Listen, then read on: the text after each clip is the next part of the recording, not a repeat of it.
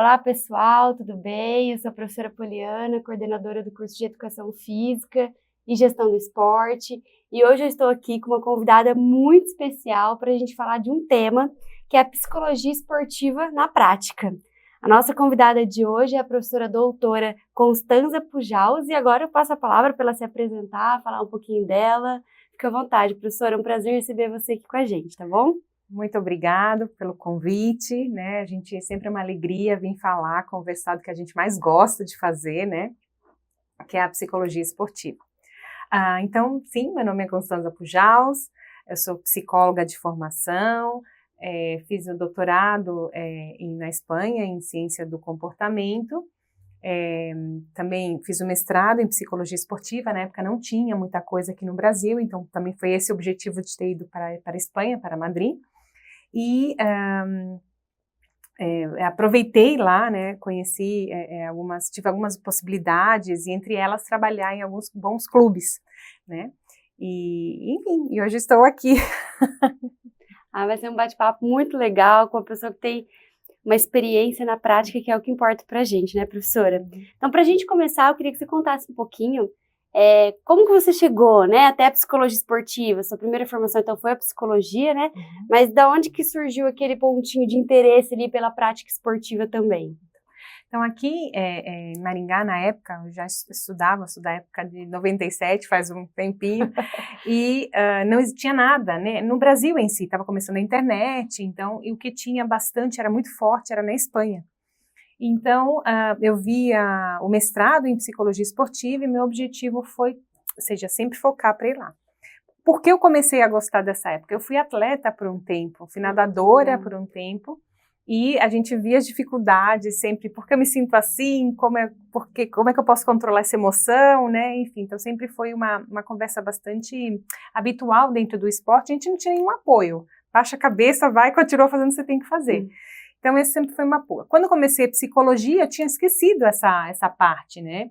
E aí um amigo meu falou da educação física, eu fazia na psicologia, a gente não tinha psicologia esportiva, porque ainda é uma disciplina muito presente na educação física, e aí ele falou assim, eu tenho essa disciplina na minha carga horária, você não quer vir fazer com a gente? E eu consegui mexer toda, né, a psicologia para autorizar eu ir lá, a educação física me aceitar para fazer a disciplina de psicologia esportiva. E me apaixonei de primeiro, porque realmente a disciplina é apaixonante. Né? Trabalhei sempre com alto rendimento, né? E depois vi a necessidade de trabalhar com a base, né? Porque o alto rendimento já está pronto, vamos dizer assim. Eles precisam aprimorar, mas às vezes é muito mais difícil do que você começar a trabalhar com a base. Você vai mudando a rotina deles desde pequenininho.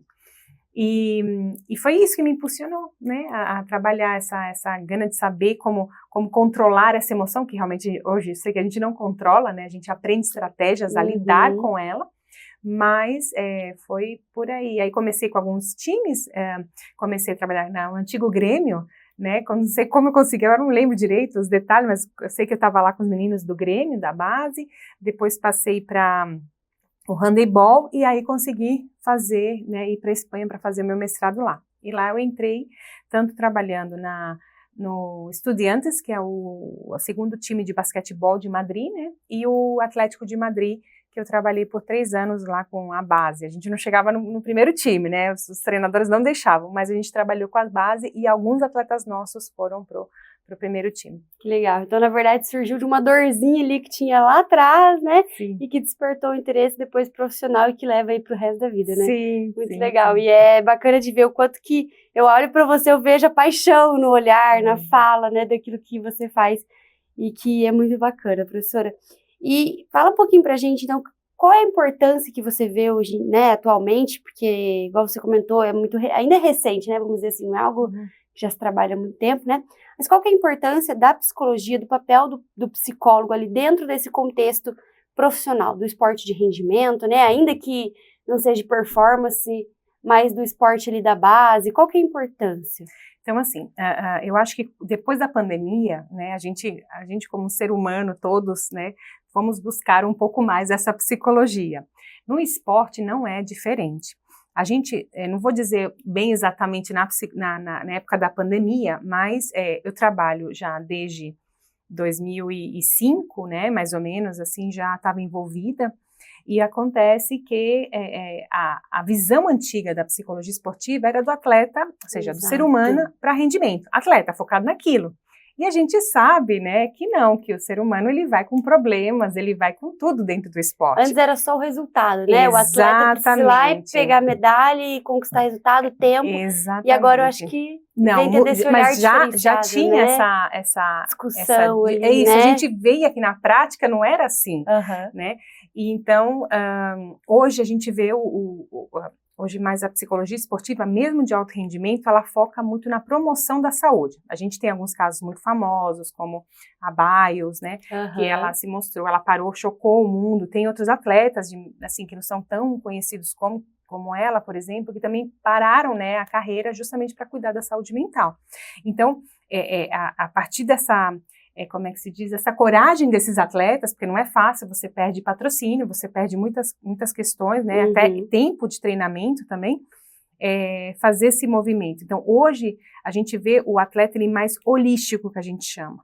Então, um atleta mais completo. Antes a gente via só rendimento, acabou. Não, deixa as coisas de fora, assim como as pessoas, né, no trabalho, por exemplo. Não, você tem que deixar as coisas de fora. Não, você não consegue. Então, atleta que, por exemplo, brigava com uma namorada e ia lá treinar, não conseguia, sabe, se concentrar, né? Então, a gente tem essa percepção hoje do atleta. Tá mudando, né? Assim, não é rápido o processo, mas ainda está mudando. E a gente ainda percebe que há uma certa resistência, né? A gente vai falar um pouquinho disso, mas eu vejo que ainda tem uma certa resistência por parte de atletas mesmo, que acho que não tem necessidade, que não precisa, por parte da comissão técnica, enfim. Como se fosse um orgulho, né? Exatamente. Assim. É um trabalho ainda que ainda vai trilhar muitos caminhos, né, professora?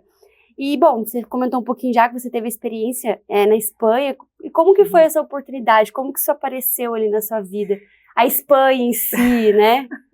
A Espanha em si participava de um projeto aqui da UEM, uma professora, e ela tinha feito seu pós-doc lá na Espanha, na Universidade Autônoma de Madrid, e apareceu a oportunidade de levar um estudante para lá, né? E eu aproveitei, né, sem saber direito o que era método científico, eu aproveitei e falei, eu vou.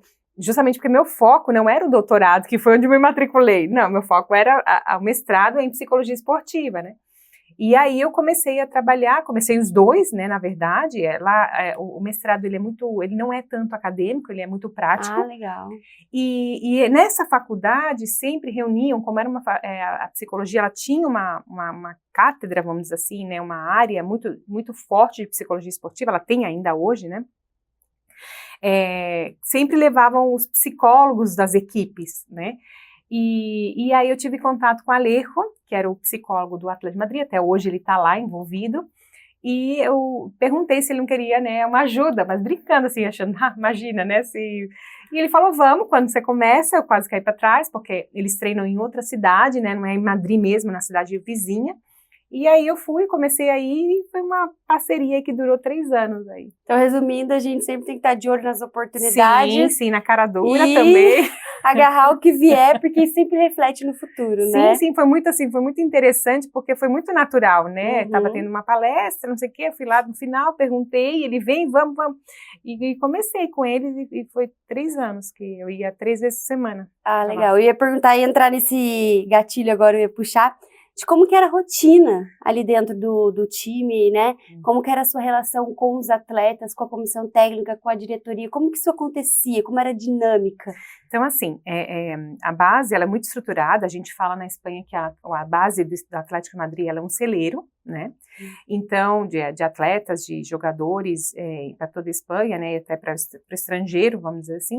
E eles treinavam e depois do treino a gente fazia algumas atividades, mas até atividades, ou seja, por exemplo, a gente acompanhava eles na escola, porque eles têm, aqui algumas equipes no Brasil também, eu acho que não sei se de maneira geral não vou saber falar, porque, mas algumas equipes exigem isso, né, que o atleta não tire nota baixa, ou esteja cursando geralmente bonitinho. Quando é atleta bolsista, né? Isso, lá era geral, se eles tirassem nota baixa na escola, eles eram afastados do treinamento. Então, a gente ajudava, tinha essa parte pedagógica, né, e a parte psicológica mesmo. Fazíamos algumas intervenções, aplicávamos alguns testes, né, E porque tinha meninos que eram de alojamento, tinha meninos que moravam lá, então a gente via, principalmente o pessoal do alojamento, que estava mais longe da família. E a gente aproveitava para, por exemplo, era muito engraçado, porque eles iam crescendo, então tinha uma sala lá de imprensa, né, de imprensa. Então a gente colocava eles para falar, porque eles achavam que eles não tinham que saber como falar. Então não, você tem que saber falar. Como é que você vai falar, né, para o público, né? E depois, então a gente fazia esses tipos de movimento, vamos dizer assim. E sempre observando os treinamentos, a gente eram 3 dias. 2 a gente ficava observando e fazia intervenções básicas, né, e tinha um que a gente também via.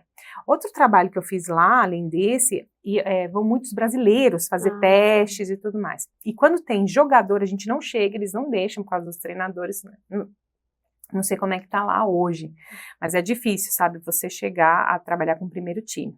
Mas o que a gente atendeu lá, que éramos 3 psicólogos, né, era o psicólogo-chefe, uma moça e eu. E a gente atendia algumas mulheres algumas mulheres que eram as esposas dos jogadores de primeiro time, que falavam português, por exemplo. Eu atendia as brasileiras. Que legal. Né? Então isso também a gente teve, né, aí como psicólogo. E, bom, a gente, né, sabe que isso impacta diretamente no desempenho do atleta. Como que você acredita que os jogadores, né, sua experiência prática, como que os jogadores e, né, a demais comissão, eles olhavam para esse tipo de trabalho? Como que isso acontecia na prática? Então, o atleta estava com algum tipo de dificuldade ou alguma ação que não era comum dele. Como que era essa conversa entre a equipe ali, né? Às vezes você visualizava isso num treino e aí trazia para a equipe uma discussão e chamava o atleta, ou então isso vinha muito mais do treinador? Como que era essa dinâmica ali dentro? Então, como eu falei, o primeiro time, eles são mais reservados em relação a isso, né? A gente sabe até que no Real Madrid tem um psicólogo específico para todo mundo, ninguém entra, né? Mas no Atlético de Madrid, então a gente pela observação dos atletas, né? A gente já conhecia, já levava uma avaliação, então a gente já sabia quem entrava, quem não entrava. Os treinadores, a gente tinha reuniões com treinadores também, para ver as dificuldades, que alguns mantinham, que outros não, enfim.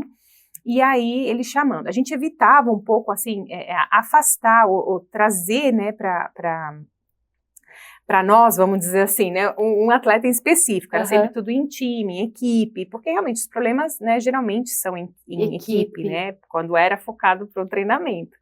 Mas, por exemplo, eu trabalhei com um menino que ele tinha problema de dormir à noite. Então, a gente fez toda aquela, né, averiguação. Por quê? O que você se alimenta? Como você se alimenta? Energético, né? Na época não tinha energético, mas o que você toma à noite, né? Qual a sua rotina de sono? Enfim, a gente averiguou e fizemos alguns tipos de relaxamento, de meditação com ele e depois resolveu. Então, eram alguns pontos, né, pontuais, assim, alguns aspectos pontuais. Mas, geralmente, era em equipe que a gente trabalhava. E dependendo das demandas, a gente tinha um cronograma, mas muitas vezes acontecia, sei lá, tinham brigado 2, a gente queria falar sobre emoção, então a gente tentava direcionar para a área de raiva, né? O que é raiva? É quando você consegue expressar as coisas pelas palavras. Enfim, a gente trabalhava com ele, sempre com dinâmicas de grupo, Tá. E eu imagino que durante esse processo aí, toda essa sua experiência, você deve ter encontrado bastante dificuldade, né? E quais foram os principais desafios que você encontrou, tanto assim para a carreira quanto para estar inserida no ambiente que você estava ali, de lidar com o atleta, com a equipe, com família, enfim, né? O que você achou mais difícil ali nessa sua prática ali, profissional? A questão do reconhecimento. A questão, né, o pessoal acha que a gente vive de ar, né, os treinadores. Tem treinadores que não têm, assim, a gente sempre deixa muito claro, né, de que a gente não vem competir, a gente vem a somar. Né? Então a gente jamais vai passar por cima do treinador, eu não sei o que eles imaginam ou que experiência tiveram, né? Mas é muito interessante isso, que às vezes começa até a competir com você e fala, cara, mas é você que é o líder, né? Exato. Então assim, não sei como eu falo, né? Não sei que experiências tiveram, ou enfim, mas é esse reconhecimento, né? Eles precisam, às vezes você percebe que o treinador ele não tem, né? Esse conhecimento, ou ele percebe, mas não sabe como lidar. E a gente está lá para esse apoio, mas você não recebe um salário, por exemplo. Eu trabalhei muito no começo, voluntário, trabalhei muito voluntário, né?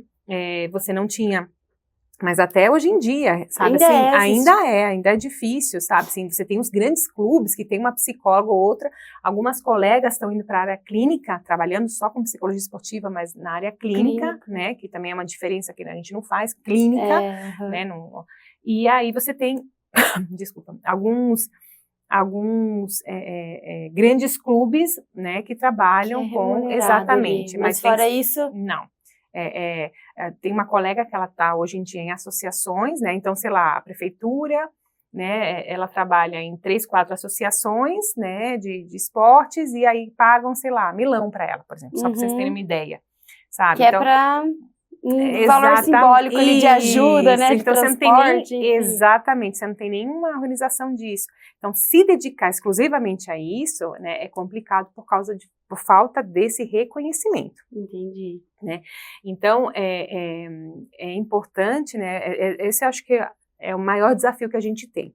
Né? A gente vive, eu faço orçamentos, né, o pessoal pede orçamentos, eu apresento orçamentos, mas muitas vezes, assim, eu acho que de 10 orçamentos que eu apresento, e assim, muito realista, né, muito pé no chão o orçamento, eu acho que eu recebo de volta, assim, de realmente, vamos trabalhar com você, eu acho que né, 1,5, às vezes, nem meio, negocia de novo para baixar o preço, né, enfim, e não são valores, assim, estratosféricos, vamos dizer. E eu fico pensando, assim, que eu acredito que isso é o que muitas vezes impede o atleta de chegar a um rendimento, a um sucesso esportivo. Porque às vezes são, sabe, questões pontuais, né, que você desenrola, trabalha com ele, e aí, então esse é uma tristeza isso, sabe, porque a gente tendo que pagar, às vezes, até para trabalhar, porque os testes psicológicos são caros, exatamente. Né, a gente precisa de uma avaliação antes, durante e depois, né, para dizer que houve uma mudança, e não assim, eu acho que ele mudou. Não é isso, né? Então... E assim, é triste de ver, eu já ouvi de profissionais, equipe técnica, que a psicologia esportiva não fazia sentido.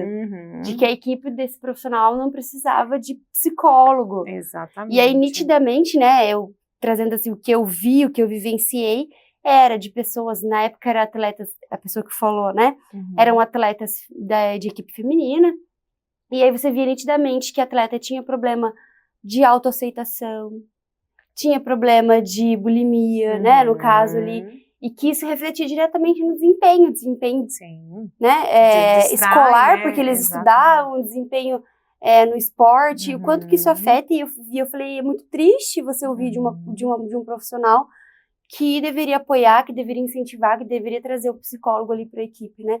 Na verdade, o psicólogo, ele é para a vida toda, né? Sim. Qualquer um deveria fazer, ter um psicólogo ali, fazer a terapia, enfim, mas no meio esportivo é muito nítido o quanto precisa e o quanto não tem. Sim, hoje, assim, tá melhor do que antes. Exatamente. Né? Mas ainda a questão de não ter, por exemplo, um padrão de pagamento, te dificulta você se dedicar mais. E o que você acha, professora, que acontece ali né, não sei se eu vou conseguir me expressar bem para você entender, mas o que mais você sentia nos atletas? Era uma pressão por desempenho? Era estar longe de família, porque às vezes os atletas ficam longe de família? Era o lidar com a equipe? Quais eram os aspectos que mais você percebia, assim, que era onde vocês precisavam trabalhar, onde vocês precisavam dar uma atenção a mais ali? Então, você pontuou, né, os que são chaves. A gente já chegou com a outra psicóloga aí na casa, que tinha o pessoal do Vôlei de Praia tinha uma casa, né, onde o pessoal morava, a gente ia lá ver como é que eles estavam morando, o que eles tinham, né, que imagina, alguns eram até do Nordeste, né, de longe daqui. E então é questão de a família é longe, a questão de muitos estudam, né, e de repente tem 14 anos, moram embaixo, né, com os pais, de repente vêm longe de lá, eles têm que se organizar, não somente na questão do esporte, mas aula, lavar roupa, preparar comida, né, sozinhos, porque a bolsa, eles ganham uma bolsa, mas não dá para, sei lá, comer, as necessidades, né? Comer todos os dias, né? Num restaurante, por exemplo, né? Enfim, então eles têm que se organizar. Então isso eu vejo que é bastante desafiador para eles, então a gente está aí sempre apoiando. E a questão da pressão, da autocobrança, né? Parece que não pode errar, sabe? Assim, é um mundo. Eu falei, gente, mas você vai melhorando a partir do momento que você erra, né? Que a gente tem vários atletas que verbalizam isso. Então, esse também é outro ponto. E dependendo do treinador, ainda a gente tem aquele treinador que é autoritário, que pensa que gritar vai ajudar o atleta. Não, vou motivar meu atleta gritando. E tem muitos que não funcionam assim. Que eles precisam, né? São mais sensíveis, enfim, E aí depois, não, ele nem fala, por exemplo, né, temos que ter consideração nos pontos, nas características dos esportes, né, porque, por exemplo, o vôlei de praia é um casamento praticamente, né? Eles têm que se dar muito bem, né, tem aquele esporte individual, tá, perfeito, mas a pessoa tem que ser uma fortaleza, e a equipe, né, os esportes de equipe, de coletivos, que eles também precisam, então assim, também as características, considerar as características de cada esporte é importante. Legal. E se fosse para você dizer, assim, alguns momentos marcantes na sua carreira, o que você se recorda, o que vem na sua cabeça, assim? Bom, começar a trabalhar lá no Atlético de Madrid, realmente, para mim, ficou, né, foi muito importante, porque é todo muito estruturado, né, aqui a gente não tinha nada, tinha que montar tudo, e lá era muito estruturado, então, para mim, isso foi, e quando o nosso primeiro atleta, assim, saía da base, estava indo para o primeiro time, a gente sabia que ia perder um pouco de contato, né, porque também eles começam a ter outra cabeça, eles crescem, né, então isso a gente conversou com ele, fez uma lavagem cerebral, né, com ele, falei, ó, ignora a imprensa, não sei o que, você tem que tomar cuidado com isso aqui, não tomar cuidado com isso aqui, e isso foi marcante para mim. Preparou muito bem, né, para dar o próximo passo. Isso é importante, né? Exatamente. Você preparar o atleta. E eu vendo eles, hoje eles estão, né, em grandes times. Outra vez também, assim, foi muito bacana, porque eu fui tomar um café com essa outra psicóloga, a gente foi tomar café ali perto do clube, e tava o Kun Agüero. A gente sentou, conversou, a gente passou 3 horas conversando com ele, foi uma graça, né, então assim, a gente teve essas possibilidades, né, de conhecer, de como era a rotina, não sei o que, e o que você acha? Então a gente também teve a possibilidade de conhecer, então realmente a psicologia do esporte para mim, ela sempre me trouxe coisas, né, assim, de vivências muito importantes. Legal, uma baita experiência, né, e pra gente então ir pro final da nossa conversa, do nosso bate-papo, queria que você deixasse um recado, uma dica para aqueles alunos até que estão assistindo a gente, então que seja da educação física e que tem interesse em ir para essa área da psicologia esportiva, ou os psicólogos aí que têm interesse de vir para essa área esportiva, né? O que você deixaria ali de dica, de assim, ó, fiquem atentos a isso pode te ajudar, né? Hoje, assim, ainda bem, né, existe muita informação na internet, muita, para bom e para ruim, né, mas existem muita. Comecem realmente, né, não esperem ler ou estudar muito para entrar na área, entrem em contato com equipes pequenas para conversar, para ver como é que conseguem fazer algum trabalho voluntário. Eu acho que é importantíssimo, porque tem muita gente e às vezes o pessoal fica com medo, não, vão lá, experimentem, testem, façam dinâmicas, vejam o que melhora, o que não melhora. E depois uma boa especialização, né, eu acho que é importante, né, pode ser aqui dentro do Brasil, não sei dizer atualmente, mas aqui no Brasil ou fora também, né, na Espanha a psicologia ela é muito concreta, né, então o pessoal tem as coisas muito claras nesse aspecto, mas eu diria que assim, que botem a mão na massa. Isso aí. Muito legal, professora, muito obrigada pela sua contribuição, trazer um pouquinho da sua experiência profissional, isso é muito importante pra gente, né. Foi uma troca muito bacana, eu agradeço você. E a você que está nos ouvindo, continue nos acompanhando, que tem muito mais episódio vindo por aí, tá bom? Obrigada, professora. Obrigada. E, bom, qualquer coisa, posso deixar meu e-mail? Pode, claro. Então, meu e-mail, né, é prof_Constanza Pujals, todo completo, sem ponto, sem nada, @unicv.edu.br. Fico à disposição aí, responder perguntas, dúvidas, tá? Para quem quiser entrar em contato. Obrigada, professora. Até mais, pessoal.